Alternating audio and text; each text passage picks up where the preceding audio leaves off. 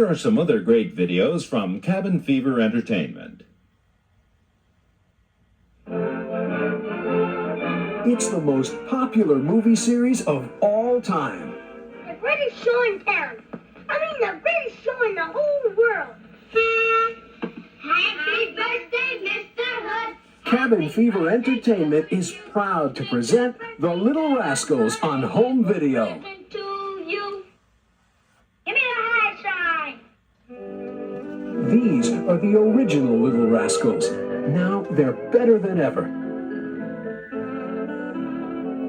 For years, the Little Rascals have been censored. Some of their movies haven't been seen for decades, and previous video collections contained low-contrast, scratched prints, ruined from years of neglect. Not Cabin Fever.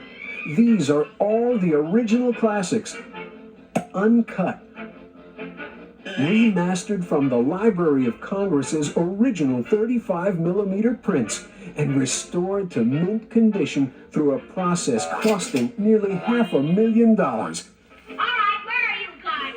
There's nobody down here except us dummies. It's all your favorite moments.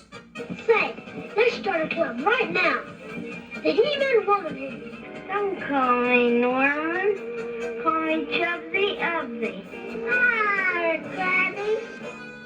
And all your favorite rascals, even ones you haven't seen for years.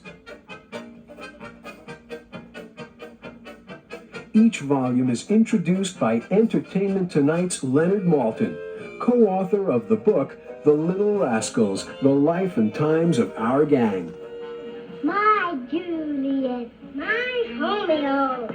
The original Little Rascals, only from Cabin Fever Entertainment.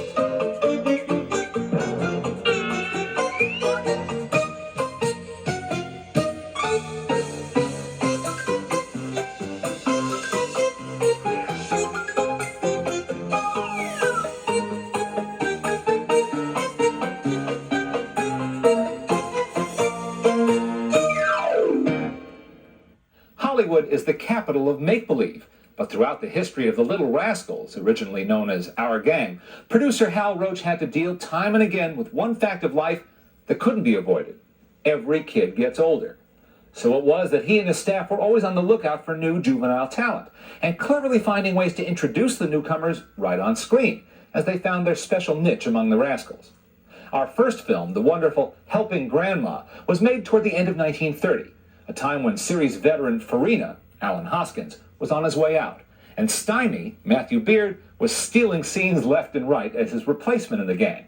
Stymie has a double-talk dialogue exchange with Weezer in this film that might have served Abbott and Costello at a later time. Chubby and Marianne were in their final season with the gang, and so was Jackie Cooper, who would leave for greener pastures of feature film stardom. The title of our second short says everything you need to know about the meteoric rise of Hal Roach's great discovery, George McFarland. The film is titled Spanky, as a reflection of the enthusiasm everybody at the Roach studio had for this adorable 3-year-old from Texas. In the past and future history of the gang, no child was ever singled out. The Rascals were the combined stars of those films, but Spanky was an exception. Before long, he was getting special star billing on main titles and even posters for the series. One look at this early outing from 1932 tells you why. In fact, the scene in which little Spanky tries to catch a bug with his hammer was actually part of the youngster's screen test. Mr. Roach liked it so much, they used it in the finished film. But even Spanky had to grow up sometime, and that's plainly evident in Little Papa, made 3 years later. He's still pretty young, mind you, but where in the earlier short he was the pesky baby brother, he's now cast as the older brother who can't go out to play because he's got to mind a younger sibling. Finally, in Too Young, made in 1936, Spanky has come of age. He and Alfalfa are comedy pros by now, And it's Buckwheat and Porky who are cast as the little kids who can be taken advantage of. At least that's the theory, but this being a comedy, those two stalwart pals have the last laugh after all. Now, I don't mean to imply that Spanky or Alfalfa had reached the end of the road by 1936. They and their co-stars of the mid-30s had become so popular and so completely identify with our gang that they remained with the series well into the 1940s, until they were literally bursting out of their clothes.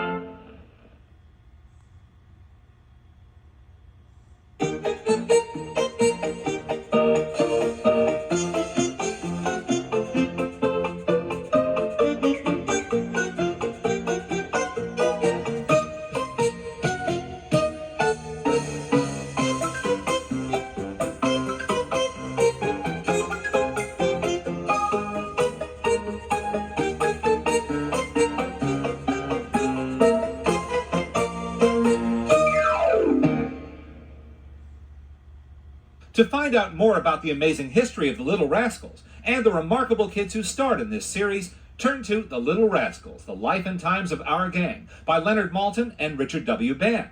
Its pages are crammed with facts, photos, and behind-the-scenes information on all 221 Our Gang comedies, with biographies of every Little Rascal and the story of what happened to them in later life.